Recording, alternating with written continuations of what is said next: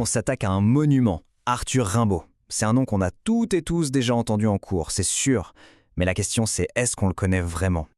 Parce que oui, on pense le connaître. Le poète maudit, l'ado superdoué, l'auteur du Dormeur du Val. On a tous ces images en tête, un peu comme des vieilles photos. Mais si on grattait un peu le vernis pour voir ce qui se cache vraiment derrière? Pour faire ça, on va s'appuyer sur l'analyse de Philippe Lacadet, et vous allez voir, ça nous emmène beaucoup plus loin que le simple cliché. Alors la question est posée, qu'est-ce qui se passe quand on fait voler en éclats le mythe? Eh bien on va essayer de le découvrir ensemble, de voir ce que ce jeune Arthur a encore à nous dire aujourd'hui. C'est parti. Première chose à comprendre, Rimbaud ce n'est pas juste un souvenir dans un livre d'histoire, c'est un vrai moment de rupture. Pensez à un Big Bang. Voilà, son passage a laissé un écho qui résonne encore maintenant. Faut bien se rendre compte du truc, entre 15 et 20 ans. 5 ans. C'est tout ce qu'il lui a fallu pour mettre le feu à la poésie française. C'est une intensité complètement folle, et c'est directement lié à ce moment que tout le monde connaît, l'adolescence. Ce moment où on a besoin de se détacher de la langue des autres pour enfin trouver ses propres mots. Et pour décrire ça, l'analyste Philippe Lacadet utilise un mot un peu technique mais super intéressant, atax. En gros, c'est l'idée d'un point de non-retour. Rimbaud a tellement tiré sur la corde du langage, tellement poussé les mots dans leur retranchement, qu'il a touché une limite. Et après ça, impossible de revenir en arrière. Il a complètement changé les règles du jeu. Bon, mais d'où vient toute cette énergie, cette puissance? Eh bien, son génie, il est né d'une émotion qu'on a tous ressentie un jour, la rage, la fureur de se révolter. Voilà comment il décrivait le monde des adultes. L'image est dingue, non? On sent le poids, un truc qui écrase, un système rigide, qui n'a aucun sens et qui empêche de respirer. Et cette révolte, elle partait de très près, de sa mère qu'il appelait la bouche d'ombre. Ce n'est pas juste une petite insulte lancée comme ça, c'est la description parfaite d'une autorité qui bouffe la lumière, qui impose sa loi sans discussion. C'est contre ça avant tout qu'il s'est construit. Et attention, sa révolte, elle n'était pas que dans ses poèmes, hein. Elle était bien réelle, physique, totale. Il envoyait bouler ses profs, il pouvait se battre avec un photographe, il balançait des insultes contre la religion. C'était un non massif à tout le monde qu'on voulait lui imposer. Et c'est toute cette fureur qui va le mener à sa plus grande découverte.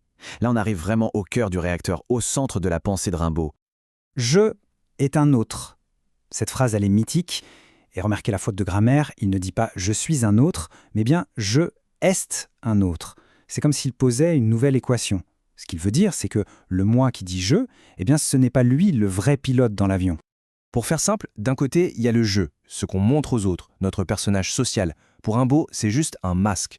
Et de l'autre côté, il y a l'autre. Ça, c'est une force bien plus profonde, l'inconscient peut-être, qui nous traverse et qui est la source de la vraie créativité. Quand on a une idée de génie qui sort de nulle part, ce n'est pas notre jeu qui l'a fabriqué, c'est on qui nous a pensé. C'est une vision complètement révolutionnaire de la conscience.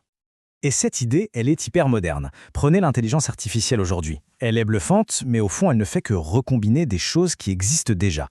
Rimbaud, lui, il cherchait ce qu'il appelait une intelligence universelle, c'est-à-dire une création qui vient des tripes, qui engage tout, l'âme et le corps. Une unité totale, pas une simple copie. Mais alors, une fois qu'on a touché à cette limite du langage, qu'est-ce qu'on fait? C'est là qu'on entre dans le plus grand mystère de sa vie. Pourquoi, à seulement 20 ans, il a tout arrêté? Le poète Mallarmé a eu cette formule absolument géniale. Rimbaud ne s'est pas juste lassé de la poésie, il s'en est opéré. Le mot est hyper violent, c'est un acte chirurgical, volontaire. C'est comme s'il avait dû s'amputer d'un bras ou d'une jambe pour pouvoir continuer à vivre, pour ne pas se répéter et devenir une caricature de lui-même. Du coup, sa quête n'a pas disparu, elle a juste changé de terrain. Le poète, il cherchait la formule magique dans les mots. L'explorateur qu'il est devenu, lui, il cherche le lieu sur une carte, le fait géographique.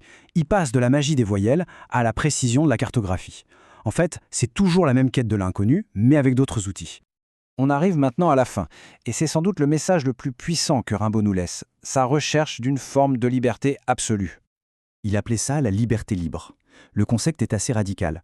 Être vraiment libre pour lui, ce n'est pas juste faire ce qu'on veut. C'est ne dépendre de rien, ni de personne. Ne même pas être esclave de son propre succès ou de l'image qu'on renvoie. C'est choisir une forme de solitude pour être sûr de n'obéir qu'à soi-même. Et ça nous parle directement aujourd'hui. À son époque, quand il regardait par la fenêtre, c'était un cadre vide sur lequel il pouvait projeter tout son imaginaire. Aujourd'hui, notre fenêtre, c'est souvent un écran.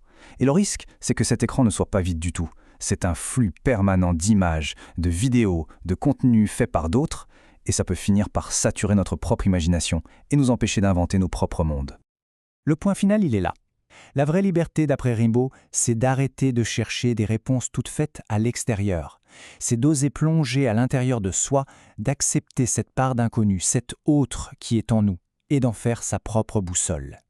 Voilà, tout ce qu'on vient de voir, c'est une grille de lecture, une formule parmi d'autres pour essayer de comprendre Rimbaud. Mais son message ultime, c'est peut-être justement de ne jamais gober une formule toute faite. Alors maintenant, la balle est dans votre camp. Prenez ce qui vous parle, laissez le reste et surtout cherchez votre propre chemin. Alors quelle sera la vôtre de formule ?